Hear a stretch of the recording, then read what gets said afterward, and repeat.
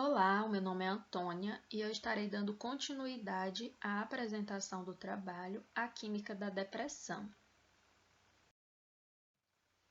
Eu estarei falando sobre os processos químicos que acontecem no cérebro. A medicina já comprovou que a depressão é provocada por um desequilíbrio químico no cérebro. Vamos entender mais. Bem, você saberia diferenciar a tristeza e a depressão? A tristeza é um sentimento momentâneo, reacional, associado a algum evento que gerou essa sensação ruim, enquanto a depressão é uma doença complexa e grave que pode perdurar e trazer como possíveis sintomas desinteresse por atividades antes prazerosas ou cotidianas, a falta de motivação, dificuldade de realizar tarefas consideradas básicas, um sentimento de isolamento e falta de pertencimento, problemas de relacionamento, perda de libido, alteração de peso, transtornos de sono, baixa autoestima e ideias suicidas, entre outros sintomas. A diferença é que quando não há depressão, o cérebro consegue modular essa emoção negativa e passa, por exemplo, você pode estar triste, mas sabe que tem que ir trabalhar. Então, toma um café, procura pensar em coisas boas e vai. Segundo dados da Organização Mundial da Saúde, em 2009, a doença mais comum do mundo em 2030 não será o câncer ou doenças cardíacas, será a depressão.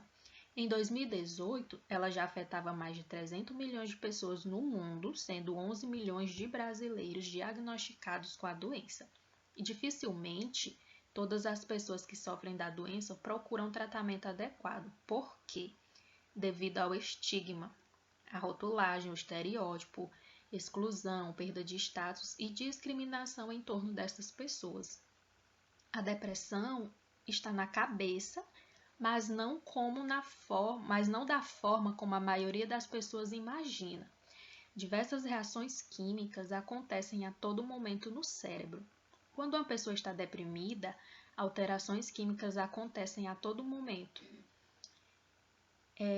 Ocorrem em partes específicas do cérebro e os neurotransmissores. O que acontece? Substâncias responsáveis pelo envio de informações para outras células têm seus níveis alterados, não cumprindo seu papel de mensageiro do sistema nervoso. Além da relação comprovada entre a desregulação desses compostos e os sintomas da depressão, a doença também está associada a questões biológicas e ambientais. Regiões específicas do cérebro são responsáveis pelo processamento de sintomas distintos associados aos neurotransmissores, como a noradrenalina, a dopamina e a serotonina.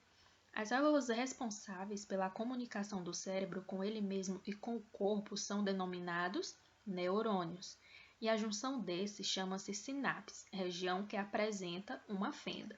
Os químicos neurotransmissores provenientes de um neurônio passam pela fenda da sinapse e são recebidos pelo próximo neurônio por meio de um receptor específico para aquele composto.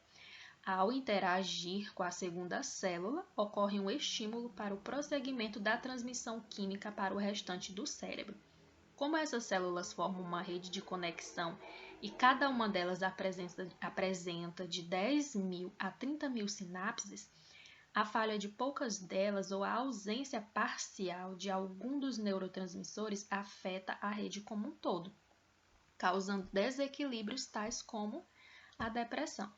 E compreender os vários fatores envolvidos na depressão, além de agregar conhecimento, gera maior qualidade de vida. Além disso, permite que não apenas os que sofrem com ela, mas toda a população compreenda a necessidade de pesquisa sobre o tema. Na depressão, regiões do cérebro ficam hiperativas. É como se essa rede de neurônios do cérebro ficasse muito ativa, então a pessoa não consegue desengajar o humor de aspectos negativos. E aí vem a tristeza e a anedolia, que seria a dificuldade em ter prazer e experimentar coisas novas. Ocorre quando a noradrenalina e a serotonina sofrem um desequilíbrio de produção. Por isso que quando alguém está deprimido, não dá para falar se anime e sai de casa. A pessoa não consegue e não é falta de vontade. O papel dessas regiões do cérebro responsáveis por emoções negativas é muito importante. Elas usam muitos neurotransmissores, que são substâncias produzidas pelos neurônios, para enviar informações para outras células. Quando há um desequilíbrio na produção delas, a doença se instala. Os neurônios precisam de neurotransmissores para se comunicar, por isso que no tratamento procura-se aumentar os neurotransmissores certos para conseguir ajustar a função destes neurônios. E por que eles ficam desregulados, causando a depressão?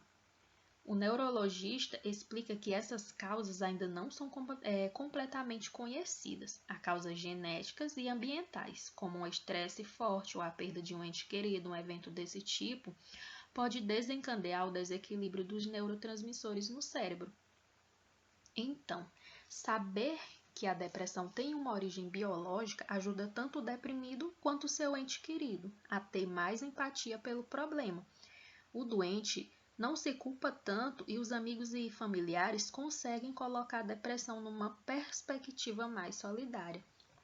Então, ao invés de dizer saia da cama, você precisa se tratar, quando você vai sair dessa, você é muito pessimista, pare de drama, você deve apoiar, diga vamos passear, conte comigo, como você se sente hoje, tudo vai melhorar, eu quero te ver bem, eu te amo, demonstre afeto por essa pessoa que está passando por esse momento de depressão, porque não é culpa dela, são processos químicos que estão acontecendo em seu cérebro.